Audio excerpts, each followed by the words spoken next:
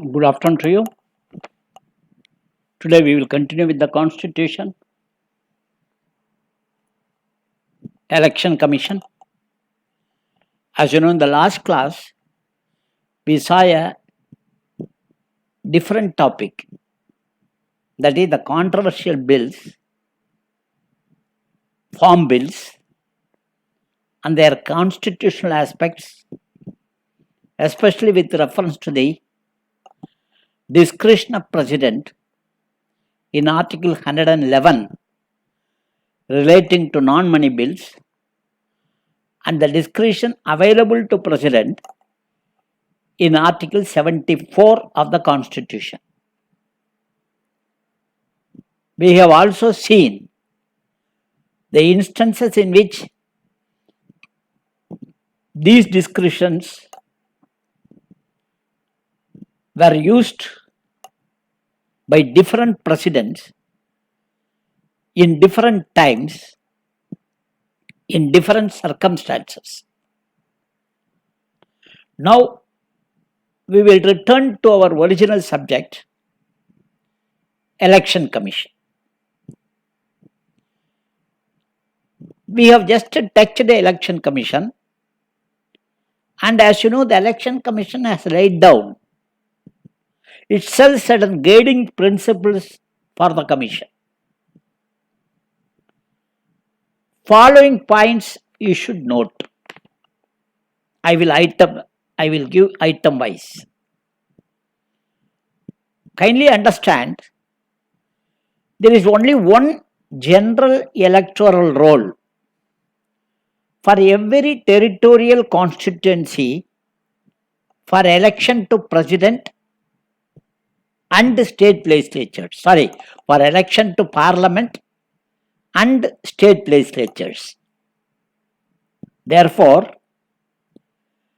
remember, the Constitution has abolished the system of communal representation and separate electorates, which led to partition of the country in 1947.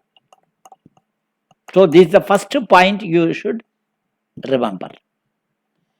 Secondly, no person is made ineligible for inclusion in the electoral roll on the ground of religion, race, caste, sex, or any of them. In other words, there is equality for every citizen in matters of electoral franchise, Article 326. Thirdly, the Constitution has declared that the validity of any law relating to delimitation of the constituency or allotment of seats to such constituency cannot be questioned in any court of law, and any order issued under delimitation commission is final. This is also the third point you should remember. The fourth one is, no election to Parliament or state legislatures can be questioned except through an election petition presented to such authority and in such manner as provided by the legislature. Since 1966, the election petition can be tried only in High Court, though the appellate jurisdiction lies with the Supreme Court. Remember. Fifthly, as you know, 42nd Amendment Act added tribunals, Article 323A and 23B. This Article 323B, which we have already seen under the tribunals, empowers the legislature, that is both Parliament and state legislatures, to set up a tribunal for adjudication of electoral disputes. It also provides for exclusion of the jurisdiction of all courts except special leave petition in such disputes. So far, no such tribunal has been established. In this context, you should remember that Chandrakumar case of 1997, Supreme Court held this provision is unconstitutional. Therefore, if at all any election tribunal is established, an appeal from its decision will lie only with the High Court and not with the Supreme Court. Understand? Now, we will see the components of election machinery. What are the components? We have already seen the Election Commission established under Article 324 PT, consisting of Chief Election Commissioner as chairman and 2 election commissioners. Regional election commissioners and deputy election commissioners are appointed by President to assist the commission, which we have already seen. Who are all the other officers? Number 1, Chief Electoral Officer, CEO of the state or union territory, as the case may be. What for he is appointed? To supervise the election work in the state. Remember, in the state, CEO of the state, he will supervise the election work in the state. He will be under the control of Election Commission. The Election Commission nominates the officer of the state government or union territory in consultation with the state government or union territory administration, as the case may be. So, topmost in the state is called Chief Electoral Officer of the state or union territory, as the case may be. Immediately after that comes District Election Officer, DEO. He is under the Chief Electoral Officer, CEO. What is the purpose? To supervise the election work of the district.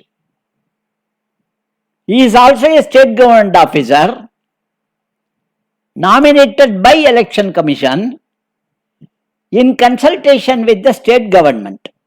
So, first CEO, then DEO.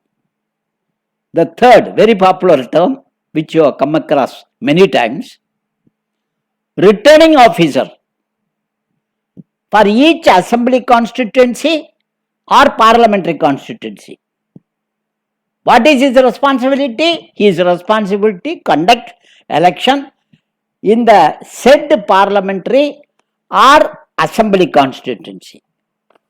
Who nominates him? He is nominated by the government or by the local authority, by Election Commission.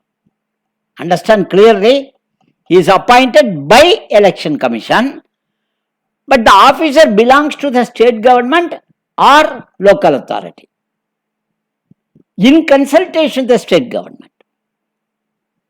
In addition, Election Commission also appoints one or more assistant returning officers to assist the returning officers. So, CEO, DEO and then returning officer and then assistant returning officer. So, 3 categories. The 4th category, electoral registration officer. The very name itself indicates. You should know the purpose. Who is appointing? What is the purpose? ERO, that is Electoral Registration Officer. ERO is appointed by Election Commission. What is his responsibility? Responsibility to prepare and update the electoral rolls for the parliamentary constituency or assembly constituency which is put under him. He is an officer of the government or local authority. In addition, Election Commission also appoints one or more assistant electoral registration officers. What for? To assist the electoral registration officer, to update, to revise the electoral rolls. This is the purpose. Next is number fifth is presiding officer. Presiding officer, with the help of polling officers, conduct the poll at the polling station. See, all the poll. Presiding officer, with the help of polling officers, conduct the poll in the polling stations. The presiding officer and the polling officers are appointed by the district election officers. However, in union territories, they are appointed by returning officers in union territory. PT point important. In addition to the above, Election Commission appoints observers for parliamentary and assembly constituencies. Observers. They have to observe and alert the Election Commission. These observers are appointed for different purposes. They are the officers of the government. First observer is called general observer. What is the purpose? To ensure smooth holding of elections and to keep a close watch at every stage of election. The general observer. Then comes expenditure observer. The purpose is to keep a watch over the election expenses and also to ensure that there is no inducement or foul play in the election process. Giving, bribing for vote, etc. Normally, these officers are central government officers. Then comes the third category, police officers. Indian Police Service officers, IPS. They are deployed as police observers in the state and at district level, depending upon the sensitivity of the parliamentary or assembly constituency. Force deployment,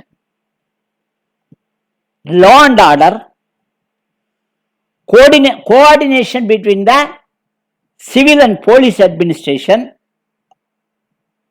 maintenance of tranquility are their main responsibility.